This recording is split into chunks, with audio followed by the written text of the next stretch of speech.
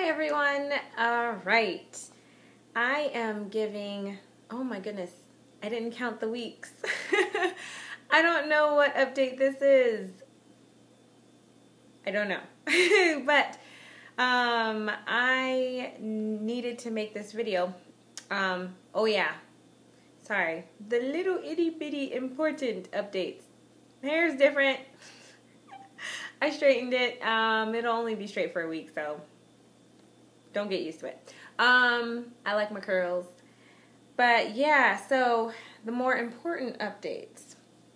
So I started working Yuma. So that was good.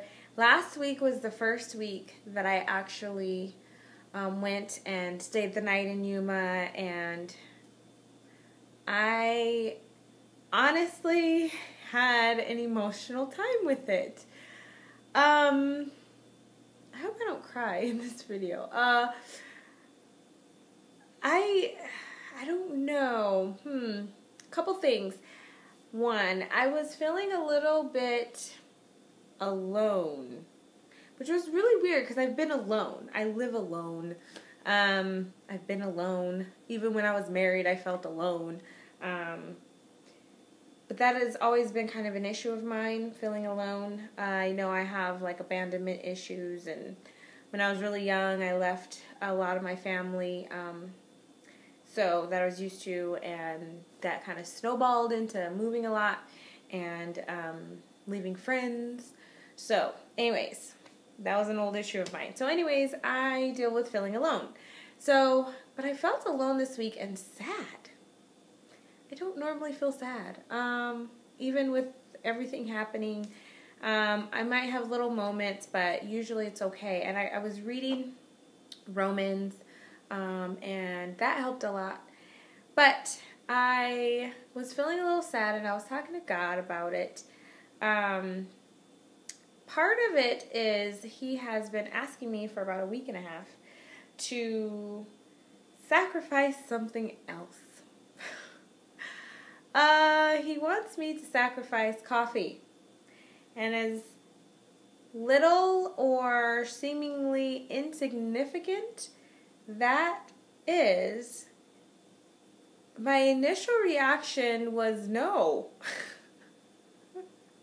I know, crazy, right? I can change my whole life, move to New Zealand, go to Bible college, become a minister, whatever, give my whole life to the Lord, but He says, I don't want you to drink coffee, and I'm like, yeah, I don't want to do that. I really didn't. There's a journey. I didn't want to do it. Because you know what? I just felt like I have given everything else. I have sacrificed everything that I had, everything that I wanted. I lost my husband, my house, my career. Thankfully, I still have my family, but that's my phone.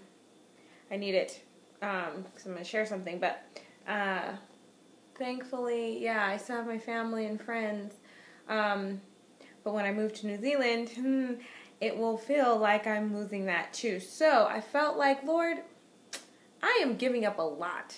Why coffee? He was telling me and has been telling me He wants to develop my voice. For those of you who don't know, I do sing. And it had been more like a self-conscious thing, like, oh yeah, okay, I have something going on here, but I don't spend time dealing with it because I really can't sing compared to good singers, so why deal with it? So yeah, but God is saying He wants to develop that. I believe He's going to use it prophetically. I believe He's going to use my voice in that way. He's already giving me a higher range more recently. So, see, I need to put this on vibrate. Sorry, y'all. Oh, that's my friend saying what's up. Anyways, I just didn't want to give it up because I felt like I was giving up so much already. So when I finally realized it this morning, I was actually coming out of the bathroom, And I started to cry because I realized, oh my goodness, Lord, I'm saying no to you. And I can't. I've already gone this far. I can't say no to you for something so small. And so I just decided, Lord, if this is what you're asking of me, I will give it up. I will give up coffee. So he's saying to just drink water, give up coffee, don't drink soda, because I kind of slid back into drinking soda. Yeah, it's kind of like when God asked me to work out like 2.5 years ago. And I'm like, okay, you know, my husband likes I got a little bit of something on me, but all right. He knew that I wouldn't have that husband, so it wouldn't matter. But yeah, so I'm giving up coffee. I don't know for how long. I don't know if it's part of the fast or that is just what I need to do. I also have some endometriosis, which I already knew coffee's not good for, so I needed to give it up anyway. So, giving up coffee. Yay me! Coffee, no more. Okay, so I am going to do that. Yeah, so that's the biggest update. And today, in the church service, that's why I need my phone, it's just kind of been amazing because it was called, It's All About the Call. What? Perfect, right? All about the call. And my dad is my pastor, and he was talking about how God we're in Jeremiah 1:4-6, where God is telling Jeremiah, I knew you before you were born, and I consecrated you before you were born. That is amazing. God said, when we were reading that in service, God said, that's for you. Because he says that I called you to prophesy to nations. And he said, that is to you. Okay, God, wow. All right, that is to me. So it just made me even more decide I need to give up whatever he is asking, whatever. Because if he has implanted in my DNA prophecy, if it comes through my voice, verbally, through verbal language, or through song, I need to do whatever it is. I need to take care of my gift and do whatever it is he's asking me to do. So, the other part that was just so amazing to me, where there's a phrase that my dad used today. It's called the sacrifice of ministry. You know, I kind of had thought of this kind of quote, I guess, some months back, and it just got brought up today. Don't be jealous of someone else's success because they were willing to sacrifice something that you weren't.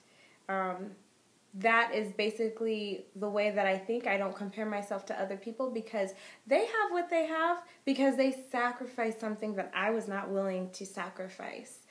So many people, we label success on their life or something that they have done, but really that is the reward of their sacrifice. So many people come into fame and fortune because they've sacrificed the life and the time with their family that you have.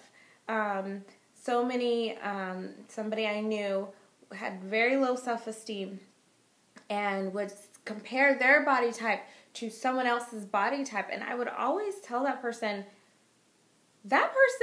is a model. They have to work out 6 hours a day. They have to eat 500 calories a day. They have to sacrifice to get that. And they do that because it's their job. You work another job, so you can't work out like it's your job. So why compare yourself to someone else?